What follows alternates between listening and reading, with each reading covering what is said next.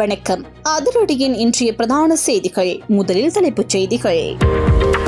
சங்கீதனை கைது செய்தது அவர் ஒரு கருத்து வச்சிருக்கிறதுக்காக நீங்கள் இந்த அவசரகால சட்டத்தை பயன்படுத்த இயலாது. அது போலித்தனம். சொல்லிசை பாடகர் சங்கீதனுக்காக சர்வதேச மன்னிப்பு சபை வெளியிட்ட அறிக்கை. நாடாளுமன்றிலும் பேசுபொருளாகிய கைது விவகாரம். ஒரு காலத்தின் செய்தியை கண்ணாடியாக சொல்லுகின்ற ஒரு கலைஞன் பயங்கரவாத தடை சட்டத்தின் கீழ் கைது செய்யப்பட்டு அடுத்தடுத்து தமிழர் தாயகங்களில் வெடிக்கும் போராட்டம். விடுதலை செய்யப்படுவாரா? எழுந்துள்ள கேள்விகள். தலைவர் பிரபாகரனை போட்டினாலோ தமிழீழ விடுதலை இயக்கத்தை புகழ்ந்த கதைச்சாலும் அது பயங்கரவாதம் இல்லை.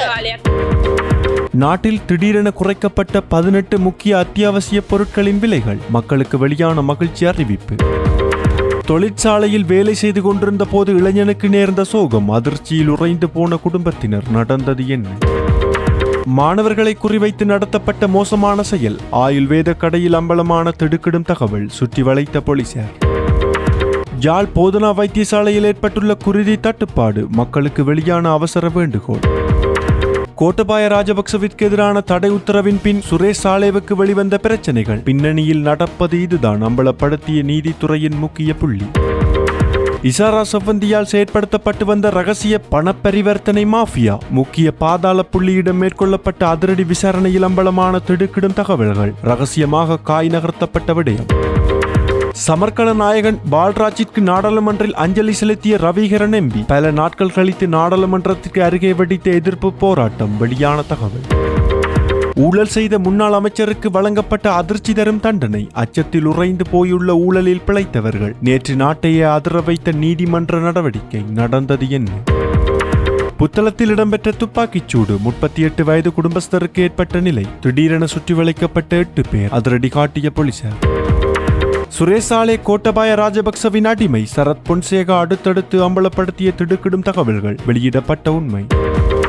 சுரேஷ் சாலே ஒரு கோழை. அவரை பாதுகாப்பவர்களை இரக்கமின்றி கடுமையாக தாக்க வேண்டும். திடீரென கொந்தளித்த முக்கிய புள்ளி. வெளியிடப்பட்ட மேலும் பல கருத்துக்கள். தொடர்பான விரிவான செய்திகள். விரிவான செய்திகளுக்கு செல்ல முன்னர் இது போன்ற செய்திகளை உடனுக்குடன் அறிந்து கொள்ள எமது அதிரடி சேனலை சப்ஸ்கிரைப் செய்து கொள்ளுங்கள்.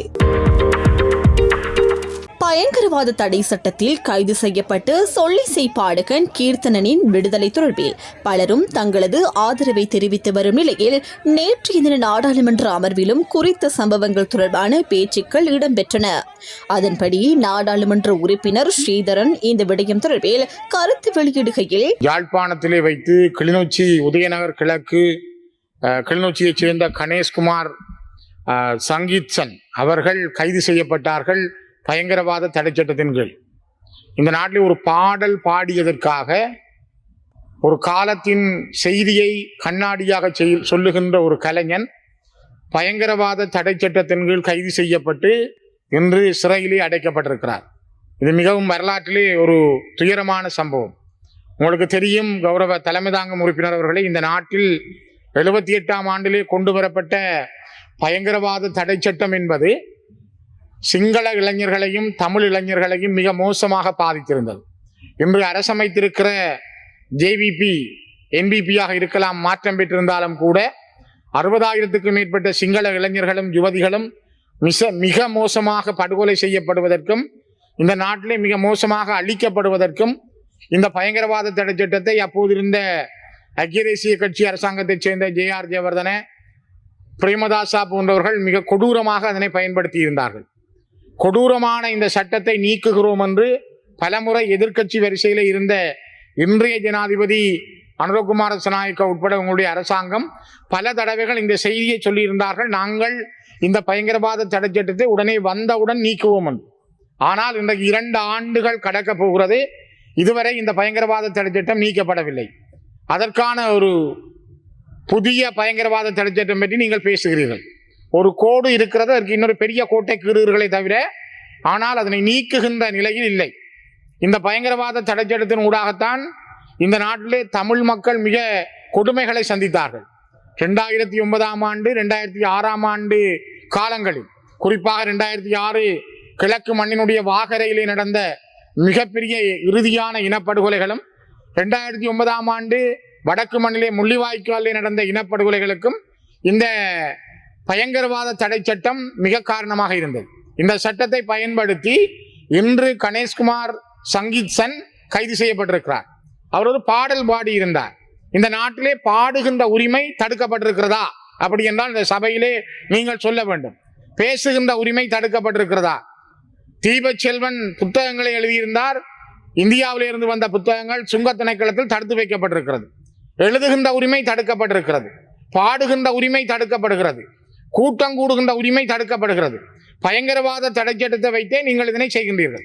இன்று அதனை இன்னும் மெருகூட்டுவதற்காக இன்றைய சட்ட மூலத்தையும் ஜனாதிபதி தனக்கு இருக்கின்ற அதிகாரத்தை பயன்படுத்தி இதனை செய்கின்றார். ஜனாதிபதி ஏன் தனக்கு இருக்கிற அதிகாரத்தை பயன்படுத்தி சங்கீத்சனை ஏன் விடுதலை செய்யவில்லை? தொடர்ந்தும் சங்கீத்சன் என்கின்ற ஒரு சாதாரண இளைஞன், ஒரு பாடகன், ஒரு கலைஞனை விடுவிக்க சொல்லி பல இடங்களிலும் மக்கள் போராடுகின்றார்கள். நேற்று காலை வவுனியாவில், நேற்று வெல்வெட்டித்துறையில், அதற்கு முதல் கிளிநொச்சியில், இன்று பல்வேறு இடங்களில் மக்கள் திரண்டு போராடுகிறார்கள்.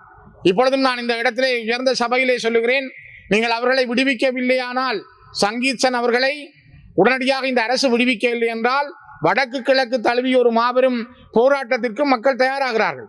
இளைஞர்கள் பாதிக்கப்பட்டிருக்கிறார்கள், பேச முடியாமல் இருக்கிறார்கள். சங்கீதனை கைது செய்தது அவர் ஒரு கருத்து வச்சிருக்கிறதுக்காக நீங்கள் இந்த அவசர கால சட்டத்தை பயன்படுத்த இயலாது. அது போலித்தனம். தலைவர் பிரபாகரனை போட்டினாலோ தமிழீழ விடுதலை இயக்கத்தை புகழ்ந்து கதைச்சாலும் அது பயங்கரவாதம் இல்ல. அது பயங்கரவாதம் இல்ல, அது ஒரு கருத்து. அந்த கருத்தை நீங்கள் பயங்கரவாத தடுப்பு சட்டத்துக்கு இல்ல, இல்லாட்டி அவசர கால சட்டத்துக்குள்ள கொண்டு வந்து அதை தடை செய்ய முடியாது. அது எந்த அளவுக்கு அதை நீங்கள் செய்ய அனுமதிக்கிறீர்கள் என்றால், எந்த அளவுக்கு உங்களுக்கு இந்த சட்டம் சம்பந்தமா இருக்கிற அறிவில்ல தன்மை தான் எடுத்து காட்டுதே தவிர வேறு எதுவும் இல்லை. ஒரு கருத்து கௌரவ உறுப்பினர் அவர்களே, ஒரு தாக்குதல் தொடர்பாக ஒரு மிக மோசமான ஒரு விடயம் நடக்க, ஆபத்தான ஒரு நிலைமை நடக்க இருக்கு. அந்த இடத்துல ஒரு கருத்து ஒன்று தெரிவிக்கிறது ஏதோ ஒரு வகையில ஒரு ஆபத்தை ஏற்படுத்தும், இல்லாட்டி அது கூட்டும் என்ற ஒரு தேவை இருந்தால் வேணும் என்றால் நீங்கள் அதை பயன்படுத்தலாமே தவிர, போர் நடக்காத ஒரு காலத்திலே ஒரு இயக்கம் சம்பந்தமாக, ஒரு தலைவர் சம்பந்தமாக புகழ்ந்து கதைக்கிறது பயங்கரவாத தடை சட்டத்துக்கு கீழே கொண்டு வரக்கூடிய ஒரு விஷயம் இல்ல. இது மட்டுமல்லாது தமிழீழ விடுதலை புலிகள் அமைப்பை சுட்டிக்காட்டும் வகையிலான பாடல்களை பாடியதாக கூறி கைது செய்யப்பட்ட கிளிநொச்சி இளைஞர் தொடர்பில் மேற்கொள்ளப்பட்ட நடவடிக்கைகள் குறித்து நாடாளுமன்ற உறுப்பினர் நாமல் ராஜபக்ச நாடாளுமன்றத்தில் கேள்வி எழுப்பியுள்ளார். நாடாளுமன்றத்தில் நேற்று உரையாற்றிய அவர் இந்த விடயத்தை முன்வைத்ததாக தெரிவிக்கப்படுகின்றது. இது குறித்து அவர் மேலும் கருத்து வெளியிடுகையில், தற்போதைய அரசாங்கத்தின் தேர்தல் மேடைகளில் தமிழீழ விடுதலை புலிகள் அமைப்பை சுட்டிக்காட்டும் பாடல்கள் ஒழிக்கப்பட்டதாக பல்வேறு குற்றச்சாட்டுகள் முன்வைக்கப்பட்டிருந்தன என குறிப்பிட்டுள்ளார். அந்த பாடல்கள் ஜனாதிபதியுடன் இணைந்த மேடைகளிலும் வெளிப்படுத்தப்பட்டதாக கூறப்பட்ட போதும் அப்போது பயங்கரவாத தடுப்பு சட்டம் எங்கே இருந்தது என அவர் கேள்வி எழுப்பியுள்ளார். மேலும் கிளிநொச்சியில் ஒரு இளைஞர் மேடையில் பாடல் பாடியதற்காக தமிழீழ விடுதலை புலிகள் அமைப்பை மீண்டும் உருவாக்கும் முயற்சி என குற்றம் சாட்டப்பட்டு கைது செய்யப்பட்டுள்ளதாகவும் அவர் தெரிவித்துள்ளார். அந்த இளைஞருக்கு எதிராக பயங்கரவாத தடுப்பு சட்டம் பயன்படுத்தப்பட்டுள்ளதாகவும் அவர் சுட்டிக்காட்டியுள்ளார். இது குறித்து அரசியல் சதி எனவும் பொதுமக்களை ஏமாற்றும் செயற்பாடாக இது அமைந்துள்ளதாகவும் அவர் கூறியுள்ளார். மக்களால் தேர்ந்தெடுக்கப்பட்ட அரசாங்கம் இவ்வாறான நடவடிக்கைகளை மேற்கொள்வது ஏற்றுக்கொள்ள முடியாதது எனவும் நாடாளுமன்ற உறுப்பினர் நாமல் ராஜபக்ச தெரிவித்துள்ளார். இது இப்படி இருக்க, குறித்த பாராளுமன்ற உரையாடல்களுக்கு பதிலளித்த பொது பாதுகாப்பு அமைச்சர் கைது செய்யப்பட்டுள்ள கிளிநொச்சி பாடகன் சங்கீதன் தொடர்பில் போலீஸ் மா அதிபர் மற்றும் சட்டமா அதிபருடன் இன்று கலந்துரையாடல் நடைபெற உள்ளதாக பொது பாதுகாப்பு அமைச்சர் ஆனந்த் விஜயபால தெரிவித்துள்ளார். இன்றைய நாடாளுமன்ற அமர்வில் இந்த விடயம் தொடர்பாக எழுப்பப்பட்ட கேள்விக்கு பதிலளிக்கும் போதே அவர் இதனை குறிப்பிட்டுள்ளார். அவர் மேலும் தெரிவிக்கையில், விடுதலை புலிகள் அமைப்பை ஊக்குவிக்கும் எந்த ஒரு செயற்பாடுகளுக்கும் இடமளிக்க முடியாது எனவும், அதேவேளை யுத்தத்தில் உயிரிழந்தவர்களை நினைவு கூறும் உரிமை இருப்பதாகவும் தெரிவித்துள்ளார். விடுதலை புலிகள் அமைப்பு தொடர்பான பாடல்களை பாடி அவற்றை சமூக ஊடகங்களில் பதிவேற்றிய காரணத்தினாலேயே குறித்த இளைஞர் கைது செய்யப்பட்டதாகவும் அவர் குறிப்பிட்டுள்ளார். இந்நிலையில் இன்று நடைபெறும் கலந்துரையாடலின் பின்னர் இந்த விவகாரம் தொடர்பில் சாதகமான நடவடிக்கை எடுப்பது குறித்து தீர்மானம் எடுக்கப்படும் எனவும் அமைச்சர் ஆனந்த் விஜயபால தெரிவித்துள்ளார். இது இப்படி இருக்க, இலங்கையில் ராப் இசை பாடகர் சங்கீர்த்தனன் காவல்துறையால் கைது செய்யப்பட்டமை மிகவும் மன வருத்தத்தை ஏற்படுத்தியுள்ளதாக கேரளாவை சேர்ந்த பாடகர் வேடன் தெரிவித்துள்ளார். ராப் இசை மூலம் சமூக நீதிக்காக குரல் கொடுத்து வரும் பாடகர் வேடன் இன்று தமிழகத்தின் சமூக நலத்துறை அமைச்சர் வன்னியரசுவை சந்தித்த போது இதனை தெரிவித்துள்ளார் என தெரிவிக்கப்படுகின்றது. வேடனுடன் இடம்பெற்ற ஊடக சந்திப்பில் பங்கேற்ற அமைச்சர் வன்னியரசு சங்கீர்த்தனன் கைது நடவடிக்கையை கண்டித்ததுடன் இலங்கை அரசு அவரை உடனடியாக விடுதலை செய்ய வேண்டும் எனவும் வலியுறுத்தியுள்ளார் என கூறப்படுகின்றது. இது மட்டுமல்லாது, தடுத்து வைக்கப்பட்டுள்ள தமிழ் பாடகர் சங்கீதன் கணேஷ்குமாரை உடனடியாக விடுவிக்க கோரி சர்வதேச மன்னிப்பு சபை வலியுறுத்தியுள்ளது. அதேவேளை இலங்கையின் பயங்கரவாத தடுப்பு சட்டத்தை முழுமையாக ரத்து செய்ய வேண்டும் என்று தனது நீண்டகால கோரிக்கையையும் அந்த அமைப்பு மீண்டும் வலியுறுத்தியுள்ளது. அந்த சட்டம் தன்னிச்சையான தடுப்பு காவலுக்கும் மனித உரிமை மீறல்களுக்கும் தொடர்ந்து வழிவகுக்கின்றது எனவும் சர்வதேச மன்னிப்பு சபை எச்சரித்துள்ளது. அடுத்தடுத்து வந்த இலங்கை அரசாங்கங்கள் அந்த சட்டத்தை மாற்றுவதாக மீண்டும் மீண்டும் உறுதியளித்திருந்தாலும் பயங்கரவாத தடுப்பு சட்டம் தொடர்ந்து அமுலில் இருப்பது குறித்து சர்வதேச மனித உரிமை அமைப்புகள் கவலை வெளியிட்டுள்ளதாகவும் தெரிவிக்கப்பட்டுள்ளது.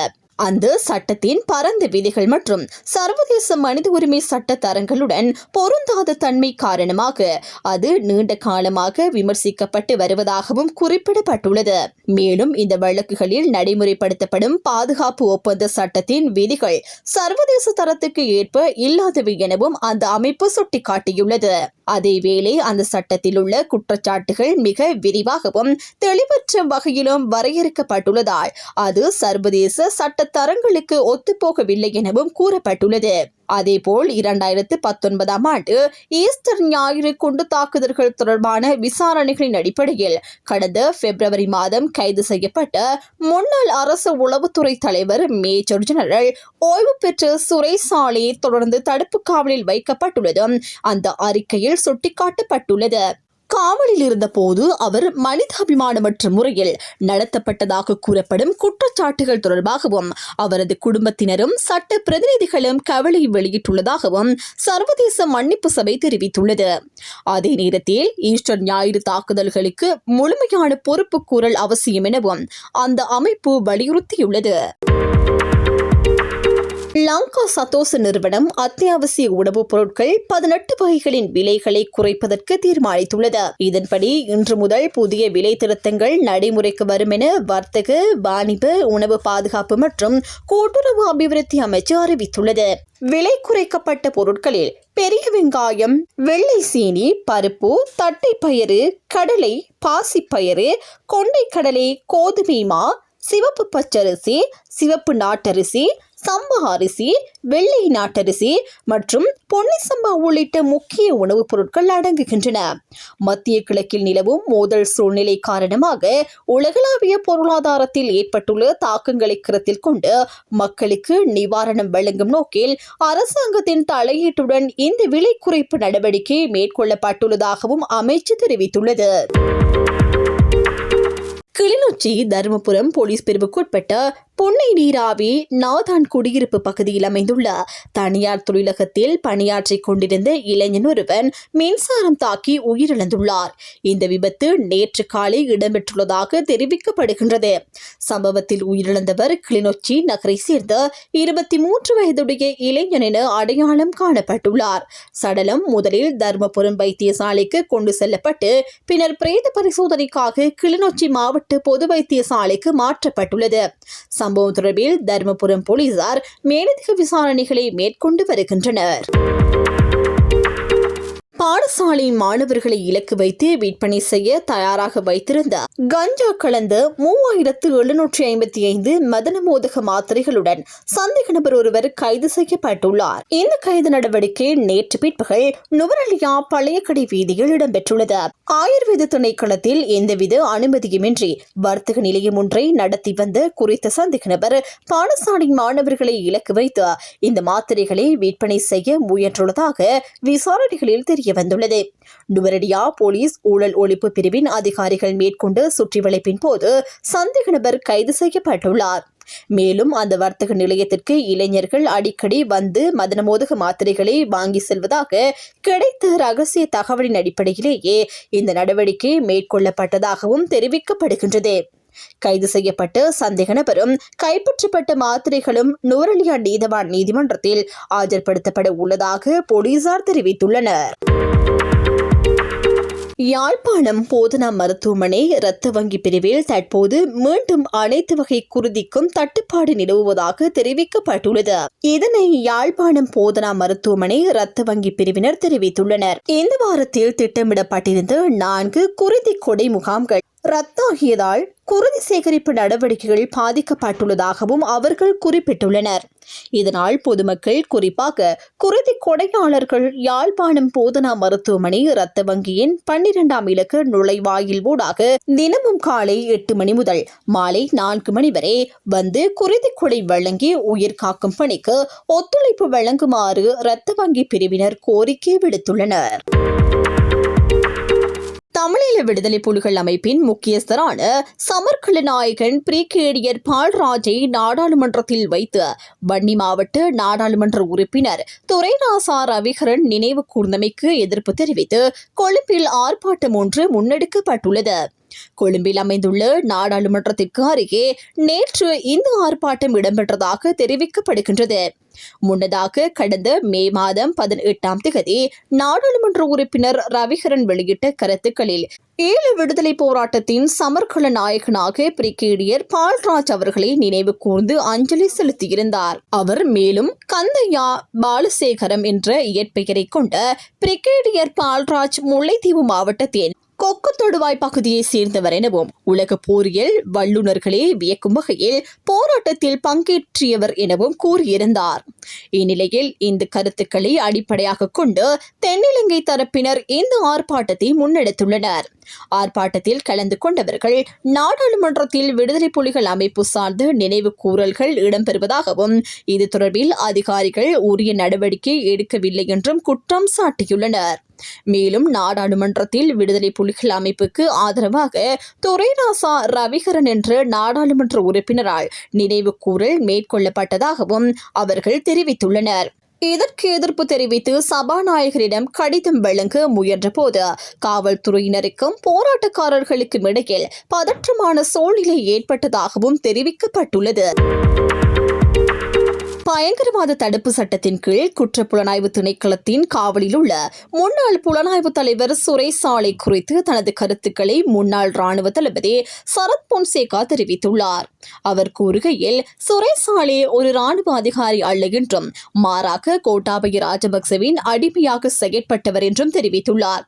சாலை எடுத்த ஒவ்வொரு நடவடிக்கையும் கோட்டாபய ராஜபக்சவின் அறிவோடு அமைதியோடும் மேற்கொள்ளப்பட்டவை எனவும் அவரது அனுமதியின்றி அவர் எந்தவித நடவடிக்கையும் மேற்கொள்ள முடியாது எனவும் சரத் பொன்சேகா குறிப்பிட்டுள்ளார்.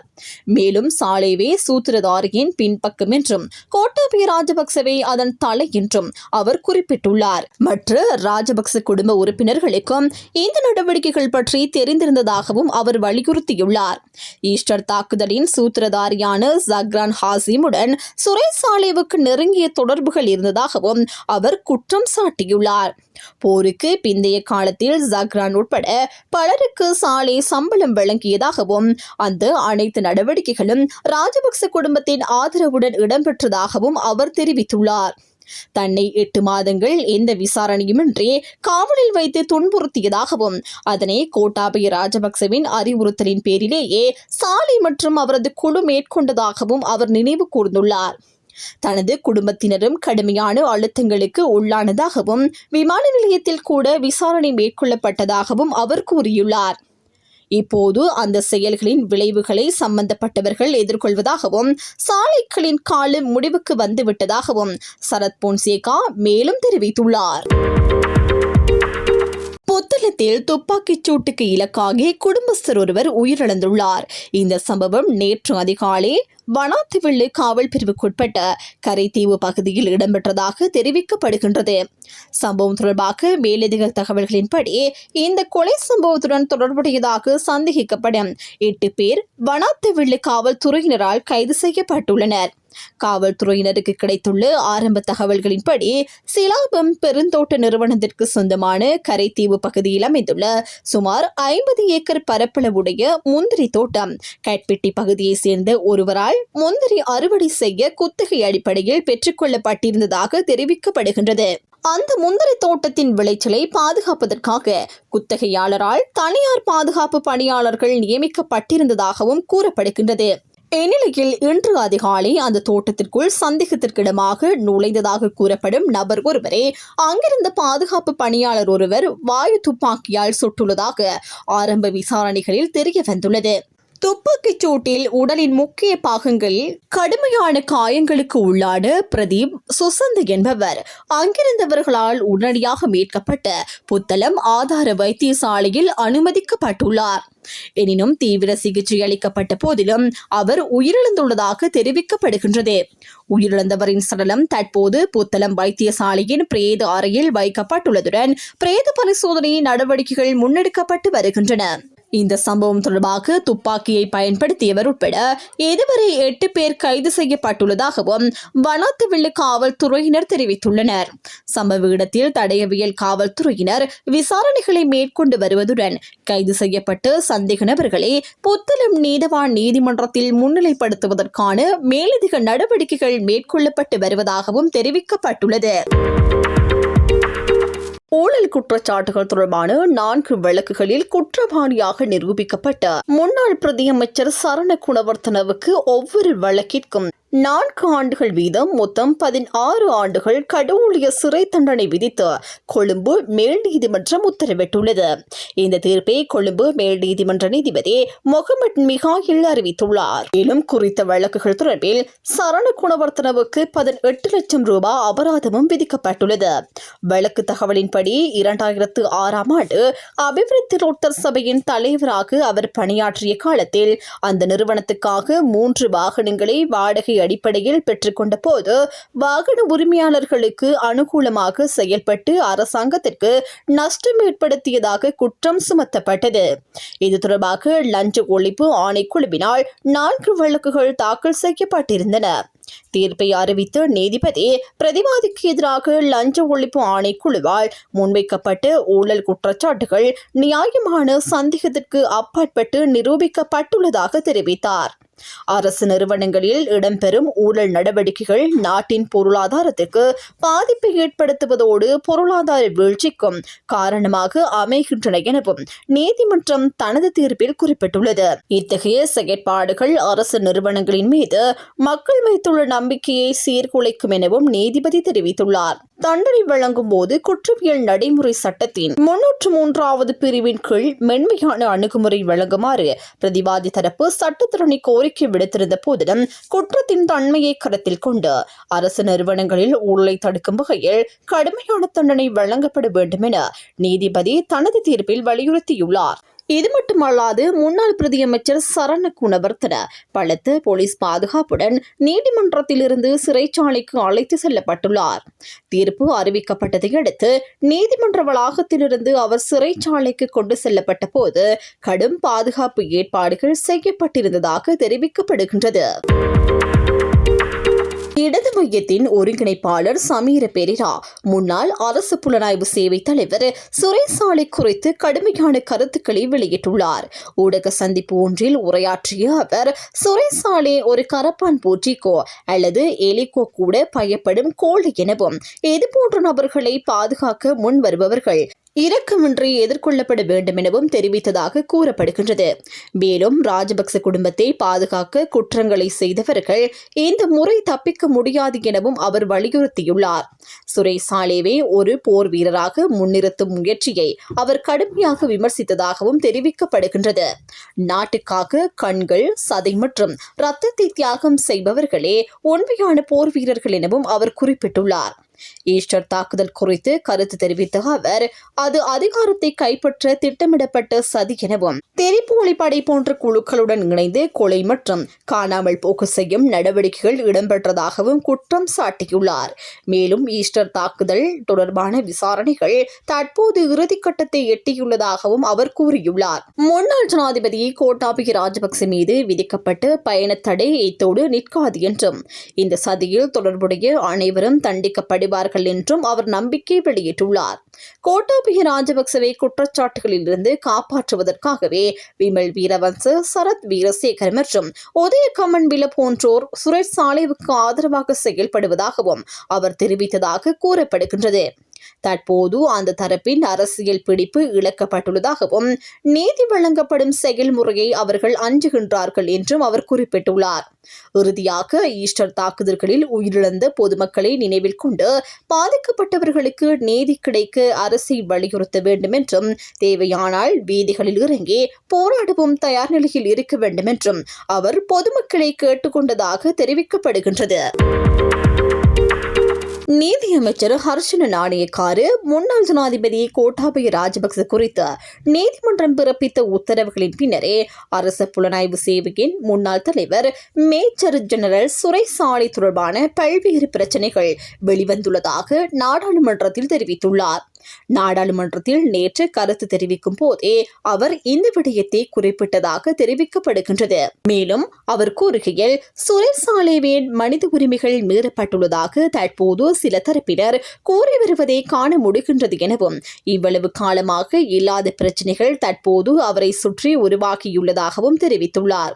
தடுப்பு காவல் உத்தரவு மற்றும் விசாரணைகள் மேற்கொள்ளப்பட்ட காலத்தில் வெளிவராத பிரச்சினைகள் தற்போது பேசப்படுவது குறித்தும் அவர் கேள்வி எழுப்பியுள்ளார்.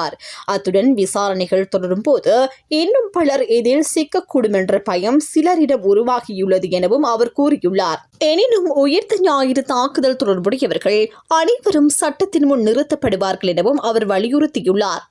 மேலும் தற்போது சுரேஷ் சாலே குறித்து பேசும் சிலர் கடந்த காலத்தில் பீல்ட் மார்ஷல் சரத் பொன்சேகா கைது செய்யப்பட்டு சிறையில் இருந்த போது எங்கு இருந்தனர் எனவும் அவர் கேள்வி எழுப்பியுள்ளார். கொழும்பு குற்றத்தடுப்பு பிரிவினர் மேற்கொண்ட விசாரணைகளில் இஷாரா செவ்வந்தி மேற்கொண்டதாக கூறப்படும் சட்டவிரோத பண பரிமாற்றங்கள் குறித்து முக்கிய தகவல்கள் வெளியாகியுள்ளன. இந்த குழுவில் அண்மையில் கைது செய்யப்பட்ட கம்பகா ஒஸ்மன் என்பவரும் தொடர்புடையவர் எனவும் விசாரணைகளில் தெரிய வந்துள்ளதாக கூறப்படுகின்றது. கணேமுள்ள சஞ்சீவவை கொழும்பு புதுக்கடை நீதிமன்ற வளாகத்தில் வைத்து படுகொலை செய்த சம்பவத்தின் பிரதான சந்தேக நபர்களில் ஒருவராக கருதப்படும் இஷாரா செவ்வந்தி தற்போது கொழும்பு குற்றப்புலனாய்வு பிரிவின் தடுப்பு காவலில் உள்ளார். அதேபோல் கம்பகா ஒஸ்மனும் தற்போது தடுப்பு காவலில் வைக்கப்பட்டுள்ள நிலையில் அவர்களிடம் தொடர்ச்சியான விசாரணைகள் நடைபெற்று வருகின்றன. விசாரணைகளின்படி போதைப்பொருள் கடத்தல் மூலம் கெகல் பத்திர பத்மை பெற்றதாக கூறப்படும் பல கோடி ரூபாய் சட்டவிரோத பணத்தை கம்பகா ஒஸ்மன் ஊடாக சட்டப்பூர்வமான பணமாக மாற்றும் நடவடிக்கைகள் இடம்பெற்றுள்ளதாக தெரிவிக்கப்படுகின்றது. இதில் பிரதான பங்கு வகித்தவர் இஷாரா செவ்வந்தி எனவும் காவல்துறை விசாரணைகளில் கூறப்பட்டுள்ளது. பத்திர பத்மே தனது போதைப்பொருள் வலையமைப்பின் மூலம் பெற்ற பணத்தை சில நாட்களுக்கு ஒருமுறை ஒஸ்மனிடம் ஒப்படைக்கும் செயற்பாட்டில் இஷாரா செவ்வந்தி முக்கிய பங்காற்றியதாகவும் விசாரணைகள் தெரிவிக்கின்றன. பின்னர் அந்த பணம் ஒஸ்மனின் வியாபாரங்களில் முதலீடு செய்யப்பட்டு அதன் மூலம் சட்டப்பூர்வமான பணமாக மாற்றப்பட்டதாகவும் தெரிய வந்துள்ளது. இந்த நடவடிக்கைகளுக்கு தொடர்புடைய மேலும் சிலரை அடையாளம் காணும் பணியில் காவல்துறையினர் தற்போது ஈடுபட்டுள்ளனர். மேலும் இந்த பண பரிவர்த்தனைகள் மற்றும் பிற குற்றச்செயல்கள் தொடர்பில் கெகல் பத்திர பத்மேவிடமும் விரைவில் விசாரணை நடத்த திட்டமிடப்பட்டுள்ளதாக குற்றத்தடுப்பு பிரிவினர் தெரிவித்துள்ளனர். இத்துடன் அதிரடியின் இன்றைய பிரதான செய்திகள் நிறைவடைகின்றன. எமது செய்தி தொடர்பான உங்களுடைய கருத்துக்களை மறக்காமல் கமெண்டில் பதிவிடுங்கள்.